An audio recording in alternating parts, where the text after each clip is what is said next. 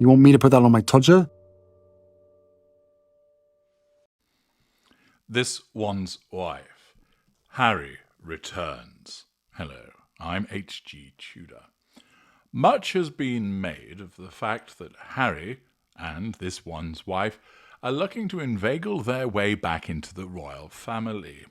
After all, this one's wife has tried so many different things which have failed. And Harry only knows being a royal. Accordingly, options are limited for the gruesome twosome. There is the suggestion that they have come under financial pressure, and as a consequence of this, overtures have been made to enable them to return to the royal family, to once again exploit the connection to their advantage and to get a bailout.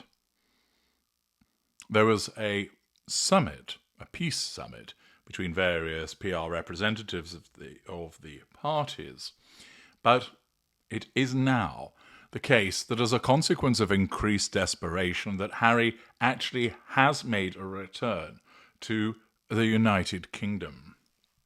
The circumstances of it, well, it was a clandestine operation with very few people being in on what he was actually doing, but it didn't quite pan out the way that he thought. It resulted in Harry finding himself in a damp, dimly lit basement between Windsor Castle with flickering fluorescent lights and a single wobbly chair in the centre. The walls of this basement are lined with dusty portraits of stern-faced royals. Prince Harry, clad in a poorly disguised trench coat, fake moustache and a baseball cap with Monty Shitshow Maverick embroidered on it, sits handcuffed to the chair, clutching a crumpled as ever keepsake box. King Charles, in a velvet robe and slippers, sips tea with a kindly but exasperated air. Prince William, in a crisp suit, paces menacingly, clutching a rolled-up copy of The Times. The air smells faintly of mildew and regret. As a consequence of the reach of the Ultra, I'm able to provide you with the recording of what went on. Listen in. Now, Harry, my dear boy, let's have a chat. The guards caught you scaling the west wall with a grappling hook and a sack of artisanal preserves. Care to explain why you're sneaking into Windsor Castle like a discount James Bond? Dad, no, it's not what it looks like. I'm not sneaking. I'm reclaiming my destiny. This one's wife and I are ready to rejoin the firm. We've got big plans, bigger than Spare. We're talking Netflix specials, royal podcasts, a jam empire to rival Fortnum and Mason. Oh, spare us, Harry. Your plans are a train wreck. Your Netflix deal circling the drain. Polo, watched by 3 polo ponies and a groundskeeper. With love, Meghan, a cooking show nobody asked for. And as ever, the spread sold out to your mates and flopped like your Spotify deal. No, that's not fair, Wills. Archetypes was a cultural juggernaut. 12 episodes of pure Meghan magic. Feminist, raw, revolutionary, and, as ever, is visionary. Our DOS biscuits are gluten-free, cruelty-free, and, free of something else, I think. I can't remember what Megsy told me. Harry, dear boy, your podcast barely cracked the charts. Spotify dropped you faster than a hot scone for low productivity, and as ever's launch was, a bit like serving lukewarm tea at a state banquet. Why not stay in Monty Shitshow, and garden or something? Dad, gardening's just the star. Megs has got me into mindfulness, yoga and manifesting. I manifested my way over that wall. We're ready to serve the crown again. Charity galas, ribbon cuttings, maybe a reality show. Royal Renegades return. We'll make the monarchy cool, like the crown, but with more us. Cool? You made the monarchy a laughing stock. Spare spilled every family secret for a quick buck, 1.4 million copies sold, and you're still whining about your frostbitten todger. Your Invictus Games speech was you banging on about your truth, and now you're sneaking in here with spread. Bestoke strawberry serenity, this says. It's just fruit and hubris. Oh, come on, Wills. That jam's a game changer. Meghan says it's our ticket back. We'll gift it to every royal, win you all over. I even brought a vision board. Harry then pulled a crumpled paper from his pocket, showing a collage of this once wife's face, crowns, and Netflix logos. See, we're rebranding the monarchy as accessible, relatable, jam-focused. Harry, your brand's about as relatable as a gold-plated Bentley. Archwell spent more on PR than it's raised for charity. Perhaps you could volunteer at a local soup kitchen instead of storming the castle. Soup kitchen? Dad, I'm a global humanitarian. I carried 2 bags of cash to Africa for Invictus. Well, symbolically, you know. Megzy and I are visionaries. We could relaunch the Commonwealth as a streaming platform. Think Netflix, but with corgis and colonialism. With apologies. Visionaries?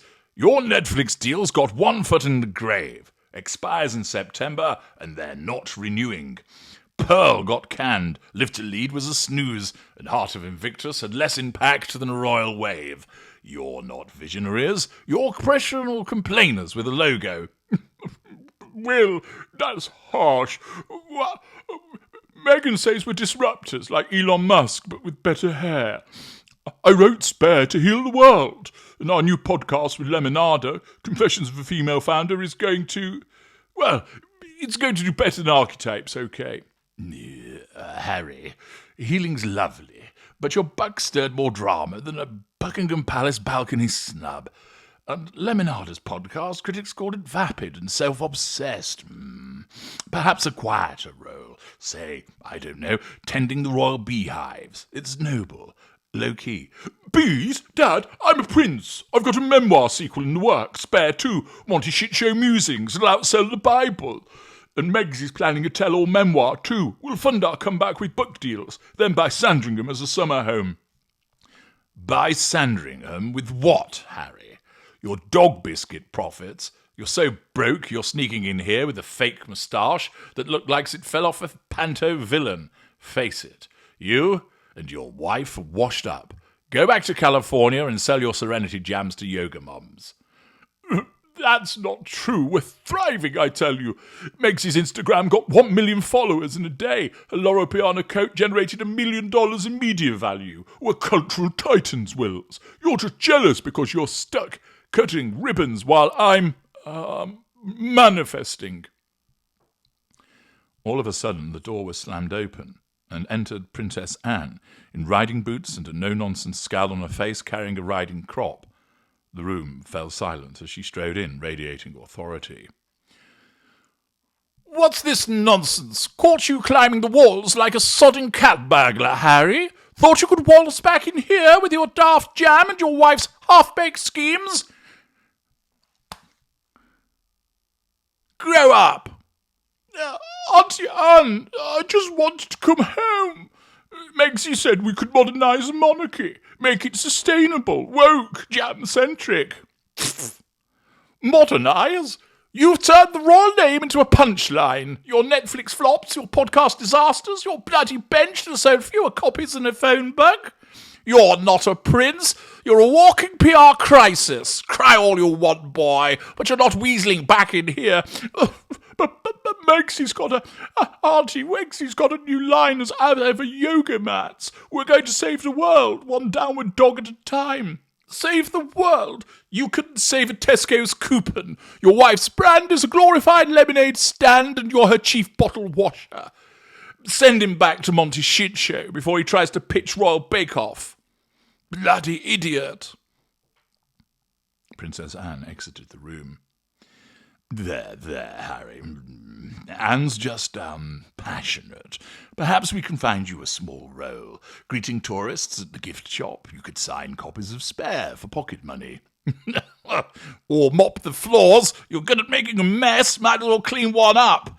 Read the headlines. Harry, Duke of Delusion, Harry's failed empire. You're not coming back. Go home. You'll see. Meghan and I will rise again. We'll launch Duchess Dynasty, a reality show that'll make Keeping Up the Kardashians look like amateur hour. Oh no, my bespoke serenity. Guards, escort Harry to the gate and fetch a broom for the jam that he's just dropped. Good luck, my boy. Try not to scale any more walls. And ditch the moustache, Harry. You look like a knockoff of Groucho Marx. This isn't over, you two. You'll all be eating as ever spread at the next Jubilee. Meg's got a vision board for that.